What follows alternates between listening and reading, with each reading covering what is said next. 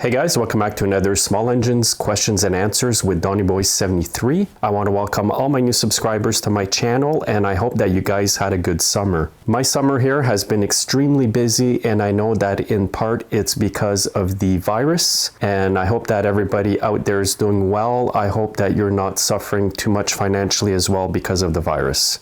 So I'm going to get right into the Q&A. And the first thing today is a tip on how to prevent this damage in your carburetor. This is a carburetor bowl from a lawn tractor engine. It was not put away properly, and this is what they ended up with. Also, the carb is extremely dirty as well. Sometimes the emulsion tube inside gets all seized on the carb and dirty, and if you can't get it out, the carburetor's toast. The best way to avoid this is to put it away dry, run it till it dies, or remove the bowl and drain the gas, or put some good fuel stabilizer in there before you put your lawn tractor away for the winter.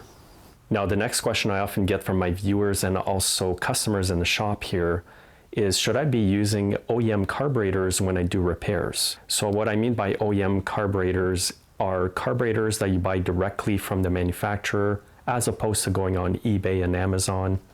My answer to that is yes and no. There are some good aftermarket carburetors that work very well on some equipment, but then there are aftermarket carburetors that do not work so well on equipment. So once you figure out which carburetors work best that are aftermarket and which ones don't, you can kind of eliminate the ones that aren't good and replace them with OEM carburetors and vice versa. Because I do repairs in my shop here every day, I figured out which carburetors work best that are aftermarket and which ones don't. However, if you are fixing things for people and they're paying customers, I do recommend that you don't take a chance using aftermarket carburetors if you haven't tested them before and know that they will work.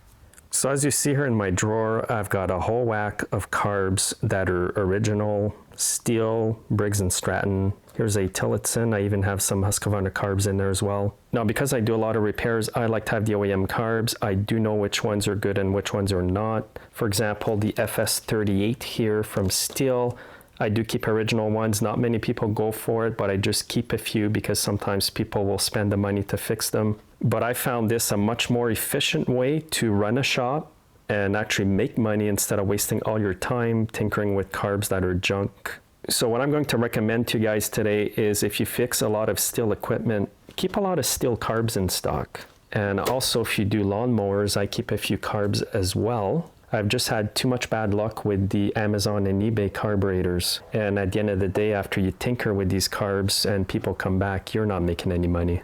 Now, I'm speaking from experience here. If you want to avoid the mistakes I made, I used to use a lot of aftermarket carbs, and a high percentage rate of the equipment would come back in the shop, and it was always due to poor, cheap quality carburetors from Amazon and eBay. They are a fraction of the price, and I can see how people can be attracted to them, but you could put a brand new carb that you bought off eBay into your equipment and it still doesn't run right.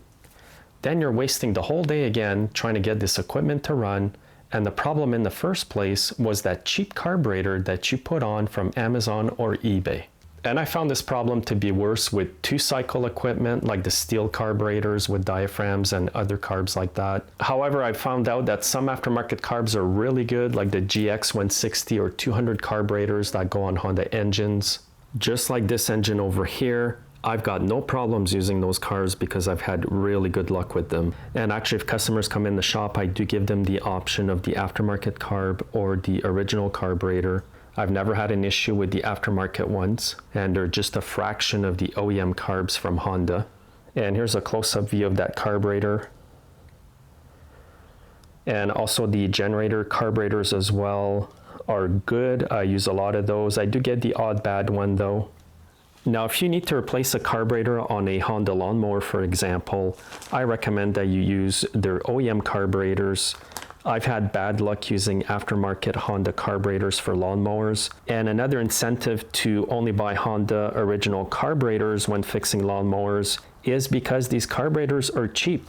Honda has realized that it's not worth pricing their carburetors outrageously because people won't be buying them. You can buy these carburetors if you're in the US for like 20 bucks, and you get an original Honda carburetor. They are made in Thailand, but I've had good luck. That's all I use. I'll even order them from the States. Our prices here in Canada for these carbs are probably 50 to 60 bucks, which is still not bad.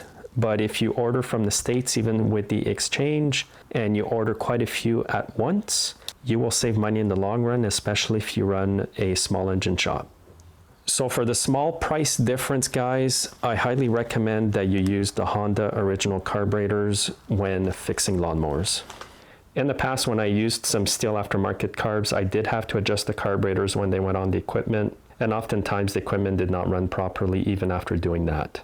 So if you stick with OEM carbs when you fix two-cycle equipment, you'll find that it works out much better in the long run, especially if you run a shop. And again, it's sad that the quality of stuff is just going down the drain every single year, I've noticed. Everything's getting very disposable. Oftentimes you rebuild these carburetors, put them in the ultrasonic cleaner, and they still don't run properly. So my tip to end off this question is most of the time you're just better off to slap on a new OEM carburetor on that Stihl equipment that's coming in your shop. It's going to run right away. You're not wasting any time. It's out the door, and you know that it's not going to be coming back in a month. Now, another question I often get in the shop is, when should I replace my chainsaw bar? First of all, look for any signs of wear and tear. You can see here there's a huge groove. If you see this on your bar, replace it immediately. Also, if the groove is wider than it should be inside the bar, then replace it. Most bars you will see will have a groove that is either 50 gauge or 58 gauge in width. And over time, this will wear out, the chain will get loose, and it could fall off. So always keep safety in mind when you look at your bar. Don't take any chances. You've got a chain on there that is spinning 100 miles an hour, and if it comes off, it can be quite dangerous. Also, if your bar's wore out, it will not cut straight. Oftentimes people bring chains to be sharpened in my shop. They come back and say that it's not cutting properly, and they also buy a new chain, put it on, and they have the same problem. And as soon as I see their bar, I can tell right away that the groove is much larger than it should be in the middle. Now, I do have a video on YouTube. The link is in the info button in the top right hand corner of your video screen. Just click on it. I go into more details as to when and why you should replace your chainsaw bar. So that'll be it for today's video, guys. Make sure to always keep safety in mind when you use chainsaws and other power equipment. Also, make sure you're subscribed and that you are following me on Facebook, Twitter, and Instagram. All the links are below the video in the description. Have a great day.